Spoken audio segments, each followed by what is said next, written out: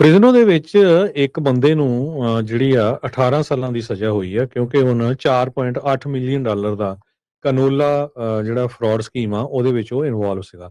49 ਸਾਲਾਂ ਦਾ ਸ਼ੌਨ ਸਾਵਾ ਜੋ ਕਿ ਕਲੋਵਿਸ ਦਾ ਰਹਿਣ ਵਾਲਾ ਆ, ਉਹਨੂੰ 18 ਮਹੀਨਿਆਂ ਦੀ ਸਜ਼ਾ ਦਿੱਤੀ ਗਈ ਆ। ਕਹਿੰਦੇ ਵੀ $4.8 ਮਿਲੀਅਨ ਦਾ ਕਨੋਲਾ ਜੋ ਆ ਉਸਨੇ ਇੰਟਰਨੈਸ਼ਨਲ ਫੂਡ ਪ੍ਰੋਸੈਸਰਸ ਤੋਂ ਚੋਰੀ ਕੀਤਾ ਸੀ।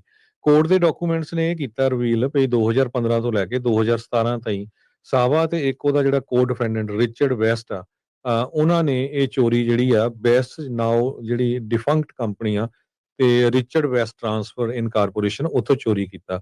ਕੰਪਨੀ ਜੋ ਸਪੈਸ਼ਲਾਈਜ਼ ਕਰਦੀ ਆ ਟਰਾਂਸਲੋਡਿੰਗ ਕਮੋਡਿਟੀਜ਼ ਦੇ ਵਿੱਚ, ਉਹਨਾਂ ਨੂੰ ਜਿਹੜਾ ਕਨੋਲਾ ਸੀਗਾ ਉਹ ਫੂਡ ਪ੍ਰੋਸੈਸਰਸ ਤੋਂ ਮਿਲਦਾ ਸੀ।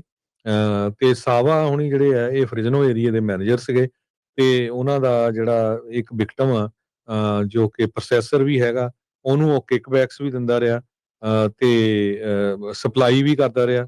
ਜਿਹੜਾ ਚੋਰੀ ਕੀਤਾ ਕਨੋਲਾ ਸੀ ਉਸ ਨੂੰ ਟੈਕਸਸ ਦੇ ਵਿੱਚ ਜਿਹੜਾ ਸੈੱਲ ਕੀਤਾ ਜਾਂਦਾ ਸੀ ਤੇ ਜਿਹੜੇ ਉਹਦੇ ਪ੍ਰੋਸੀਡ ਹੁੰਦੇ ਸੀ ਉਹ ਡਿਸਟ੍ਰੀਬਿਊਟ ਕੀਤੇ ਜਾਂਦੇ ਸੀ to best instructions.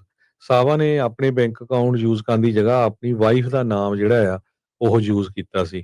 ਫਰੋਜੂਲੈਂਟ ਇਨਵੈਂਟੋਰੀ reports victim ਪ੍ਰੋਸੈਸਰਸ ਨੂੰ ਜਿਹੜੀਆਂ ਭੇਜੀਆਂ ਜਾਂਦੀਆਂ ਸੀਆਂ ਤੇ ਸਟਾਕ ਲੈਵਲ ਦਾ ਵੀ ਜਿਹੜਾ ਝੂਠਾ ਜਿਹੜਾ ਇਨਫੋਰਮੇਸ਼ਨ ਦਿੱਤੀ ਜਾਂਦੀ ਸੀ। ਇਸ ਸਾਰੀ ਸਕੀਮ ਦੇ ਥਰੂ ਉਹਨਾਂ ਕਹਿੰਦੇ ਵੀ ਬੜਾ ਲਗਜ਼ਰੀ ਘਰ, ਕਾਰਾਂ, ਟ੍ਰਿਪਸ ਤੇ ਹੋਰ ਪ੍ਰਾਈਵੇਟ ਕਰਾਟੇ ਲੈਸਨਸ ਵਗੈਰਾ ਇਹ ਸਾਰੇ ਇੱਥੋਂ ਜਿਹੜੇ ਆ ਉਹ ਇਹ ਪੈਸੇ ਨੂੰ ਯੂਜ਼ ਕਰਕੇ ਕਰ ਰਿਹਾ ਸੀਗਾ। ਜਦੋਂ ਇਹ ਸਾਰੇ ਕਾਸੇ ਦਾ ਪਤਾ ਚੱਲਿਆ ਤੇ ਉਹਨ ਜਿਹੜਾ ਆ ਫੋਨ ਵੀ ਆਪਣੇ ਜਿਹੜੇ ਬੰਦ ਕਰ ਦਿੱਤੇ ਸੀ, ਪਰ FBI ਇਹਦੇ ਚ ਇਨਵੋਲਵ ਸੀ।